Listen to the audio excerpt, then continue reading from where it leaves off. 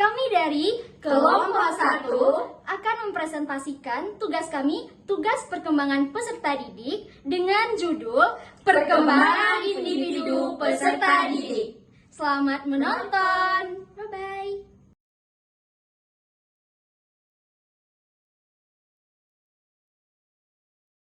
Baik, saya Rojiah Aladwia akan menjelaskan mengenai faktor-faktor perkembangan peserta didik.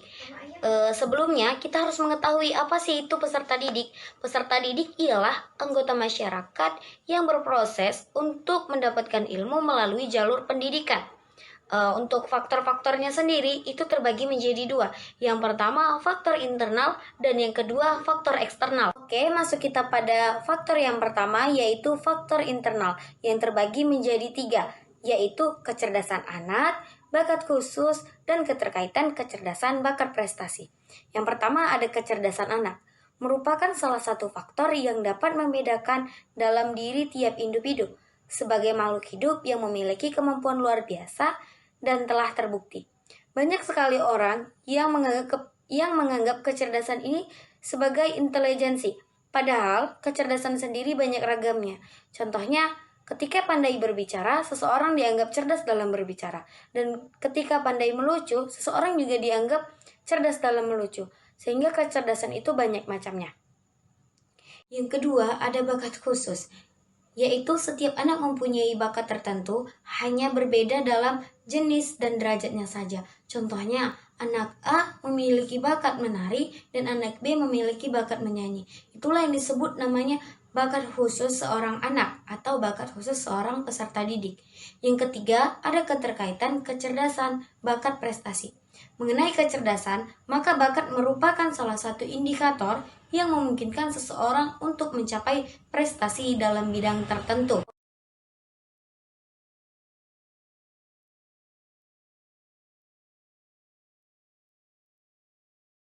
Kita pada faktor yang kedua, yaitu faktor eksternal yang terbagi menjadi tiga bagian. Yang pertama kesehatan dan nutrisi, yang kedua faktor keluarga, dan yang ketiga faktor lingkungan. Oke, masuk kita pada yang pertama, yaitu kesehatan dan nutrisi. Itu kita dapatkan sebelum kita lahir ke dunia, yaitu selama kehamilan, asupan makanan dan perawatan ibu hamil sangat berpengaruh terhadap tumbuhnya janin. Janin akan tumbuh dan berkembang dengan baik apabila seorang ibu hamil mengkonsumsi makanan dengan baik dan berpola pikir dengan baik pula. Yang kedua, ada faktor keluarga, yaitu aktivitas kehidupan yang terjadi dalam keluarga merupakan gambaran kecil dari kehidupan yang akan berpengaruh terhadap kehidupan anak selanjutnya. Misal nih, keluarganya memberikan kasih sayang dan waktu yang cukup buat anaknya, maka anak itu juga akan mendapatkan kasih sayang yang cukup dan memberikan kasih sayang yang cukup juga kepada orang-orang di sekitarnya. Karena seorang anak akan meniru apa yang akan mendapatkan kasih sayang yang cukup dan memberikan kasih sayang yang cukup juga kepada orang-orang di sekitarnya. Karena seorang anak akan meniru apa yang telah dilakukan oleh orang-orang di rumahnya atau keluarganya sebagai contoh bagi dirinya. Yang ketiga, yaitu faktor lingkungan. Faktor lingkungan sendiri dapat merubah perilaku maupun sikap dalam menghadapi kehidupan. Bahkan untuk kita sendiri, faktor lingkungan itu sangat penting sesudah dari faktor keluarga tadi. Jadi, walaupun dari keluarga yang baik-baik, jika lingkungan yang tidak mendukung, maka seorang anak tadi akan mendapatkan perilaku yang tidak baik juga. Sehingga lingkungan juga sangat berpengaruh terhadap pola pikir seorang anak.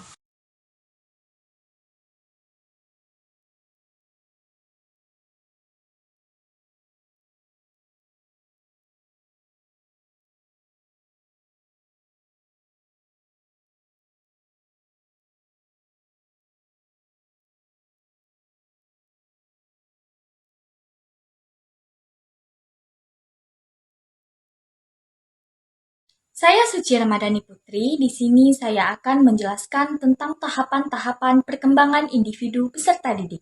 Ada beberapa aspek yang meliputi perubahan-perubahan, yaitu yang pertama perubahan dalam ukuran. Misalnya, dari segi berat badan, Bayi yang baru lahir beratnya adalah sekitar 3 kg dan setelah 6 bulan, berat bayi tersebut menjadi 8-9 kg. Dan berikutnya adalah panjang bayi. Misalnya, bayi yang baru lahir panjangnya 50 cm dan setelah berumur 1 tahun, panjangnya berubah menjadi 6 meter. Yang kedua, perubahan dalam perbandingan.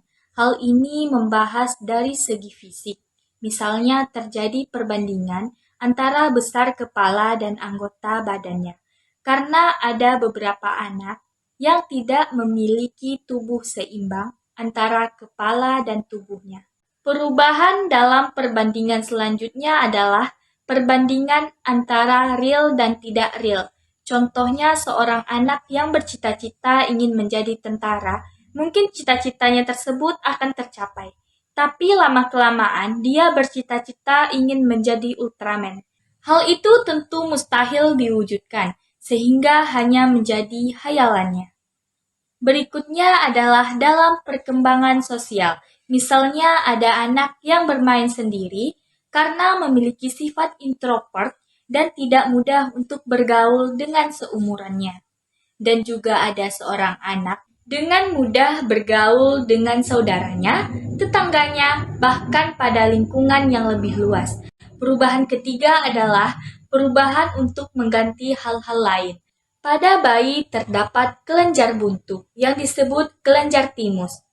Pada daerah dada yang lama-kelamaan menjadi atrofi atau penyusutan dan menghilang setelah dewasa. Contoh yang lain adalah bahasa bayi yang kurang jelas lama-kelamaan menjadi hilang dan diganti perkataan yang jelas. Misalnya kata mam yang lama-kelamaan menjadi makan. Perubahan yang terakhir adalah memperoleh hal-hal baru. Maksudnya di sini, pertumbuhan fisik yang terjadi pada seorang individu. Contohnya yang pertama, ketika bayi lahir belum punya gigi. Namun dalam perkembangan terjadi perubahan yaitu pertumbuhan gigi anak secara bertahap. Yang kedua, menjelang usia remaja. Tumbuh bulu-bulu ketiak, terjadi menstruasi pada perempuan, dan pada laki-laki tumbuh kumis dan jenggot yang Saya Rahma Syafrantini akan melanjutkan materi sebelumnya yang mana saya akan membahas tentang aspek-aspek pertumbuhan dan perkembangan.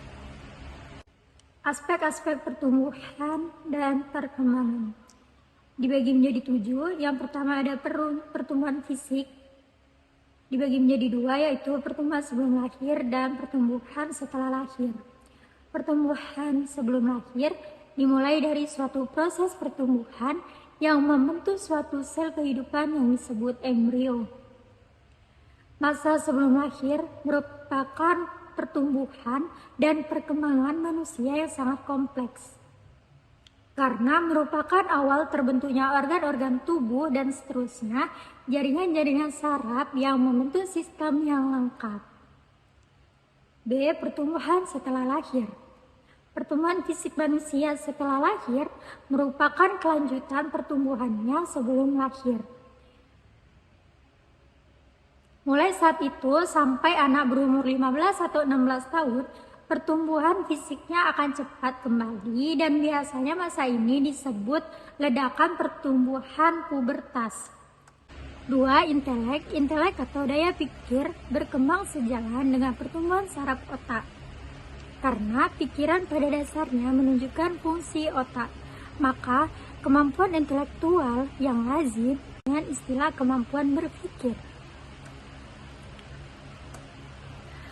Perkembangan kognitif seorang menurut Piaget mengikuti tahap-tahap sebagai berikut. Tahap pertama, masa ketika bayi mempergunakan sistem penginderaan dan aktivitas motorik untuk mengenal lingkungannya. 2. Tahap ini kemampuan anak menggunakan simbol yang mewakili suatu konsep. Tahap ketiga, pada tahap ini anak sudah dapat melakukan berbagai macam tugas yang konkret. Anak mulai mengembangkan 3 macam operasi berpikir, yaitu identifikasi, negas, dan reprokasi. Tahap keempat, ia dapat mengambil kesimpulan dari suatu pernyataan seperti kalau mobil A lebih mahal dari mobil B, sedangkan mobil C lebih murah daripada mobil B. 3. Emosi. Emosi merupakan gejala perasaan disertai dengan perubahan atau perilaku fisik seperti marah yang ditunjukkan dengan. Yang keempat, sosial. Sejak lahir, bayi sangat membutuhkan bantuan atau asuhan orang lain, yaitu ibunya, ayahnya, dan orang-orang dalam keluarga. Dalam perkembangan selanjutnya, ia mulai mengenal dan bergaul dengan orang-orang di sekitarnya atau lingkungannya. Akhirnya, manusia mengenal kehidupan bersama, kemudian bermasyarakat atau berkehidupan sosial. 5. Bahasa. Setiap orang senantiasa berkomunikasi dengan orang-orang di sekitarnya. Tangis atau menangis pada saat kelahiran mempunyai arti bahwa bayi pertama kali berkomunikasi dengan orang-orang di sekitarnya. 6. Bakat. Bakat merupakan kemampuan tertentu atau khusus yang dimiliki oleh seorang individu yang hanya dengan rangsangan atau sedikit latihan kemampuan itu dapat berkembang dengan baik. Bakat merupakan hal yang sangat penting sehubungan dengan bidang pekerjaan atau tugas. Yang terakhir, sikap, nilai, dan moral. Tujuan akhir dari proses belajar dikelompokkan menjadi 3 sasaran, yaitu penguasaan pengetahuan, penguasaan nilai, dan sikap, dan penguasaan psikomotorik belum.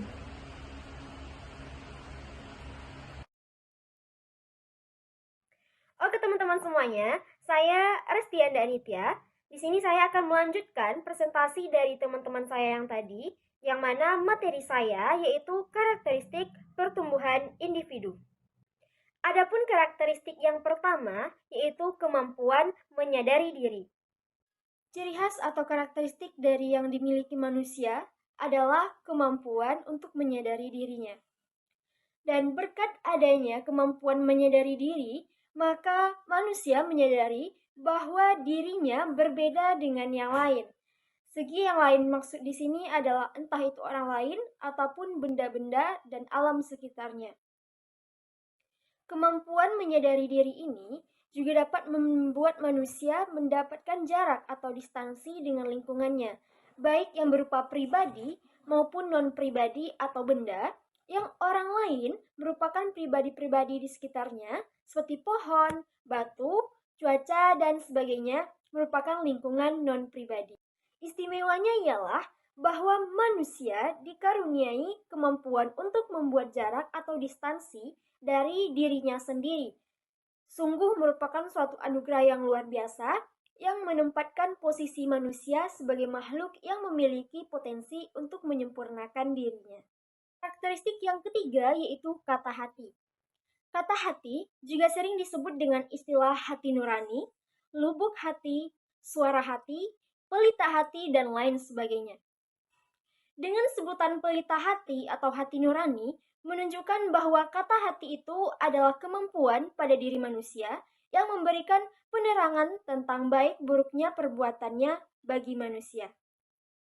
Orang yang tidak memiliki pertimbangan dan kemampuan untuk mengambil keputusan tentang yang baik dan benar dan yang buruk atau yang salah, atau kemampuan dalam mengambil keputusan tersebut hanya dari sudut pandang tertentu, misalnya sudut pandang diri, dikatakan bahwa kata hatinya tidak cukup tajam. Bukankah di dunia ini masih banyak orang yang memiliki kemampuan kecerdasan begitu luar biasa, tetapi tidak cukup memiliki moral yang baik? Itulah sebabnya, maka pendidikan moral juga sering disebut pendidikan kemauan. Karakteristik yang berikutnya ada rasa kebebasan. Merdeka adalah rasa bebas atau tidak merasa terikat oleh sesuatu apapun. Tetapi, semua dengan tuntutan kodrat manusia. Dalam pernyataan ini, ada 2 hal yang kelihatannya saling bertentangan, yaitu rasa bebas dan sesuai dengan tuntutan kodrat manusia yang berarti adalah ikatan. Kemerdekaan dalam arti yang sebenarnya memang berlangsung dalam keterkaitan hatinya bebas berbuat sepanjang tidak bertentangan dengan tuntutan kodrat manusia. Karakteristik yang berikutnya yaitu kewajiban dan hak. Kewajiban dan hak adalah dua macam gejala yang timbul sebagai manifestasi dari manusia sebagai makhluk sosial, yang satu ada hanya oleh karena adanya yang lain. Tidak ada hak tanpa kewajiban. Jika seseorang mempunyai hak untuk menuntut sesuatu, maka tentu ada pihak lain yang berkewajiban untuk memenuhi hak tersebut. Sebagian orang yang menganggap bahwa rasa senang hanya merupakan aspek dari kebahagiaan, sebab kebahagiaan sifatnya lebih permanen daripada perasaan senang yang mana sifatnya lebih temporer. Dengan kata lain, kebahagiaan lebih merupakan integrasi atau rentetan dari sejumlah kesenangan. Malah mungkin ada yang lebih jauh lagi berpendapat bahwa kebahagiaan tidak cukup digambarkan hanya sebagai himpunan dari pengalaman-pengalaman yang menyenangkan saja, tapi lebih dari itu. Merupakan integrasi dari segenap kesenangan, kegembiraan, kepuasan, dan sejenisnya dengan pengalaman-pengalaman pahit dan penderitaan. Proses integrasi dari kesemuanya itu, atau yang menyenangkan maupun yang pahit, menghasilkan suatu bentuk penghayatan hidup yang disebut dengan bahagia.